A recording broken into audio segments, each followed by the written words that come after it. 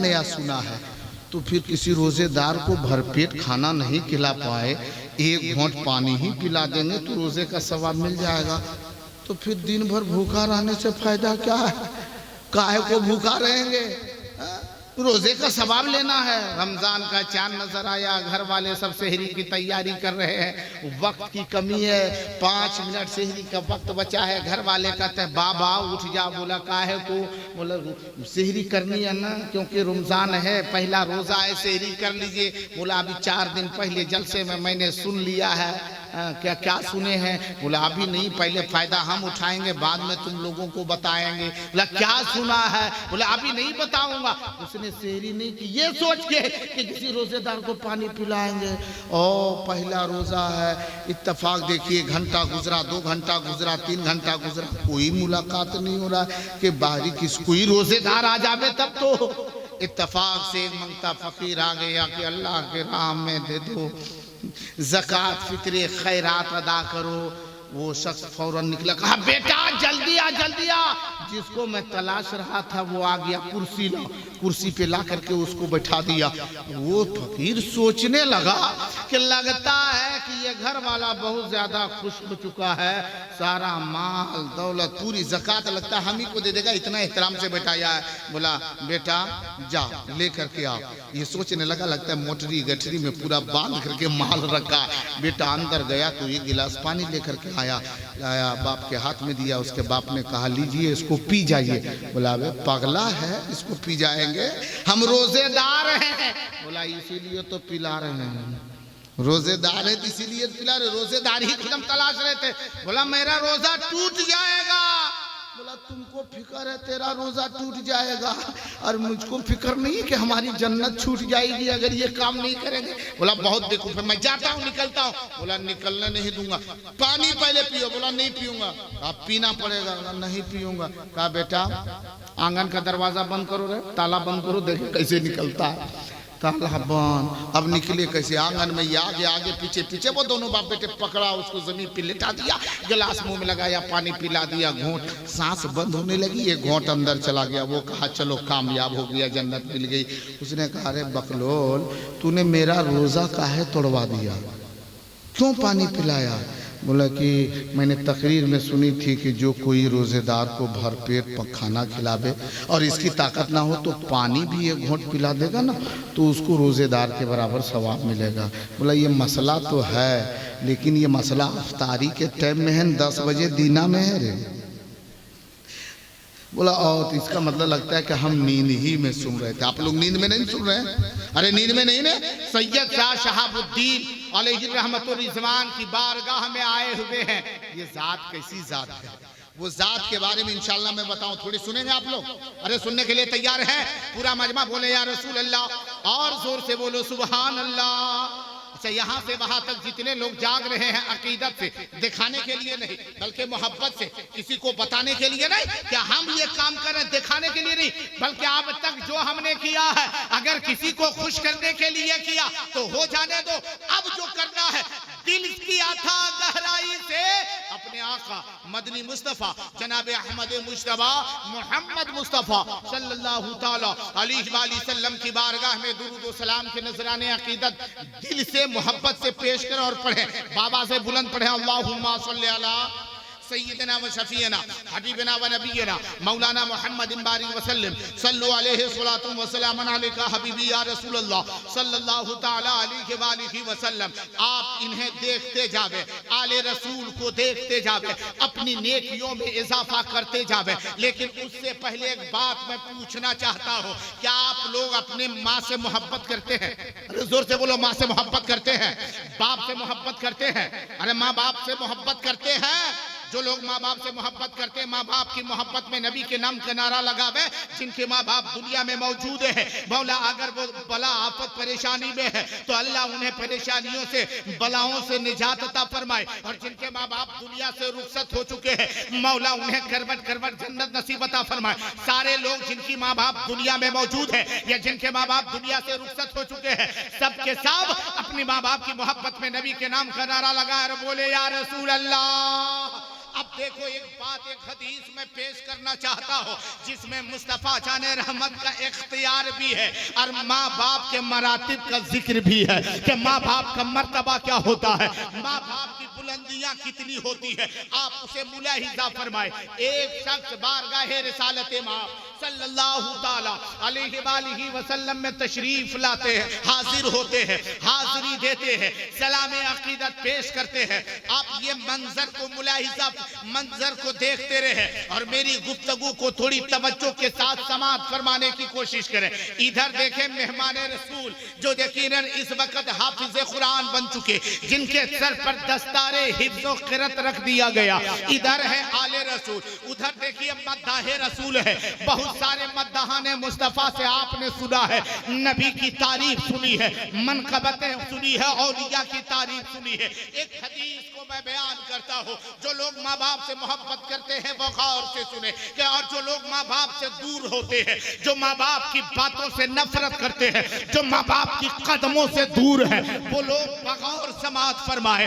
एक शख्स बारगाह रिसालत बाप में हाजिर होते हैं, अर्ज़ गुजार होते हैं, हबीबी या रसूल अल्लाह, या नबी अल्लाह, मैंने मन्नत मानी है। मन्नत समझते हैं? गश है, गश से कबूल, गश कबूल करते हैं। मैंने मन्नत मानी है।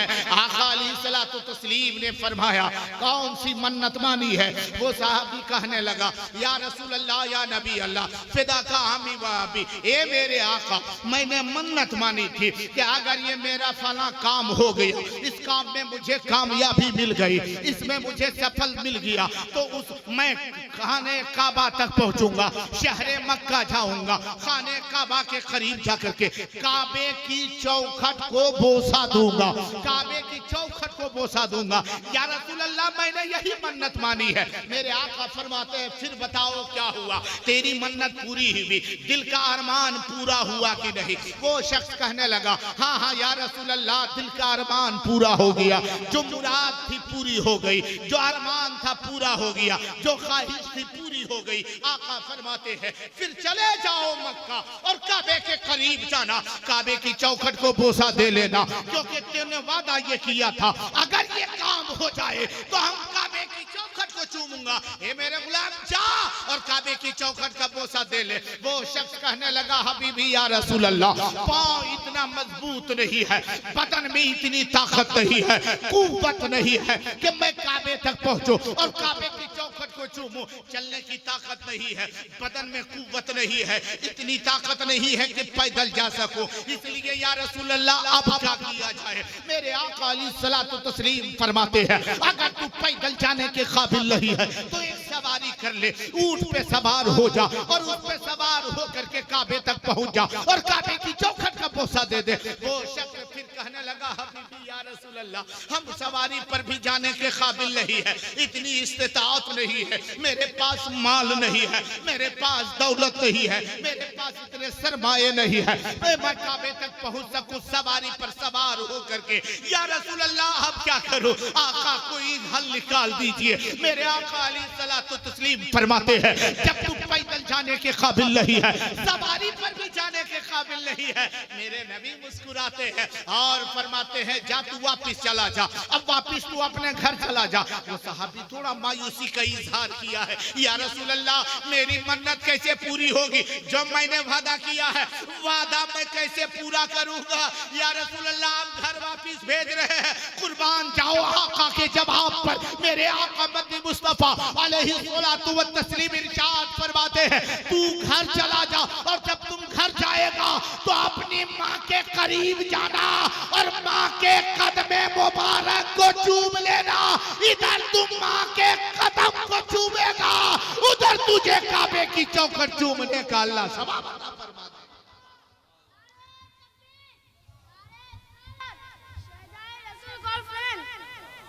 माँ के कदमों की बारी आ गई है। वो सहाबी जब इतना सुनता है, सुनते ही आंख से आंसू गिरने लगे, आंख से आंसू गिरने लगे। मेरे आका फरमाते हैं, माँ से मोहब्बत नहीं है? हाँ हाँ या रसूल अल्लाह, काफ़ी मोहब्बत है। फिर अपनी माँ के करीब जाओ, माँ के कदम को बोसा दे दो, माँ के कदम को चूम लो, तुझे काबे की चौखट चूमने का सवाब मिल जाएगा। सुभान फिर अल्लाह। रोते क्यों हो? सहाबी और रोने लगे। मेरे आका फरमाते क्यों रोता है, तेरी रोने की वजह क्या है, सबब क्या है? वो सहाबी कहने लगे हबीबी या रसूल अल्लाह, रोता इसलिए कि अगर आपने फरमाया कि माँ के कदम को बोसा दे दो, या रसूल अल्लाह काश आज अगर मेरी माँ होती तो काबे की चौखट चूमने का दर्जा माँ के तलवा चूमने से हमें मिल जाता। लेकिन या रसूल अल्लाह रोता इसलिए हो कि मेरी माँ नहीं है, रोता इसलिए हो कि मेरी माँ नहीं है। या रसूल अल्लाह काश अगर मेरी माँ होती। रोने लगा। मेरे आका अलैहिस्सलातु तस्लीम इरशाद फरमाते हैं जा जा मत रो, वापिस जा। अगर माँ नहीं है ना तो उस कब्रिस्तान में जा जहां तेरी माँ की कब्र है, उस माँ के कब्र के करीब जाना, माँ की कब्र के करीब जाना। ये देखना कि मेरी माँ की कब्र है, उसे देखना इधर सिरहाना है, इधर पाईती है। माँ की कब्र की पाईती की तरफ जाकर के कब्र का बोसा ले लेना, गोया कि तूने माँ के कदम को बोसा दिया है। इधर माँ की कब्र की पाईती का बोसा देगा, उधर काबे की चौखट चूमने का अल्लाह तुझे मर्तबा अता फरमा देगा। इतना सुनना था, अल्हम्दुलिल्लाह इतना सुनना था। वो साहब और ज़ारो कतार रोने लगा, बिलक बिलक के रोने लगा। मेरे आका फरमाते अब क्यों रोता है, अब तेरी रोने की वजह क्या है, रोने का सबब क्या है, अब तो जा। वो सहाबी भी लिखने लगा, गिड़गिड़ाने लगा, कहने लगा हबीबी या रसूल अल्लाह या नबी अल्लाह, रोता इसलिए हो कि मेरी माँ दुनिया में नहीं और मेरे माँ का इंतकाल और विसाल उस वक्त हुआ है जबकि मैंने होश को संभाला नहीं था। मुझे ये भी पता नहीं कि मेरी माँ की कब्र कौन सी है। काश आज ये पता होता कि मेरी माँ की कब्र ये है तो मैं कब्री माँ की कब्र को बोसा दे लेता। मुझे ये भी पता नहीं है इसलिए रोता हूँ। अब देखो मेरे आका के करम को देखो, नबी कितने मेहरबान है। मेरे आका अलैहिस्सलातु तस्लीम फरमाते चुप हो जा, मत रो मत रो, जा कब्र तुझे पता नहीं है ना? हाँ हाँ या रसूल अल्लाह कब्र का पता नहीं, कब्र का हमें कुछ पता नहीं है कि कौन सी मेरी माँ की कब्र है। आका फरमाते जा वापिस जा और उस कब्रिस्तान चला जा, उस कब्रिस्तान में जा जहां बहुत सारे मुर्दे हैं। जिस कब्रिस्तान में तेरी माँ की कब्र है उस कब्रिस्तान में जा और वहां जाने के बाद तसव्वुर कर लेना, हकीकत नहीं तसव्वुर कर लेना कि मेरी माँ की कब्र है या बाप की कब्र है। तसव्वुर कर लेना कि यही कब्र है मेरी माँ की, यही कब्र है मेरे बाप का। ये तसव्वुर कर लेना मेरे वालिदैन की कब्र ये है और उसकी पायती को चूम लेना, काबे की चौखट चूमने का सवाब मिल जाएगा। इतना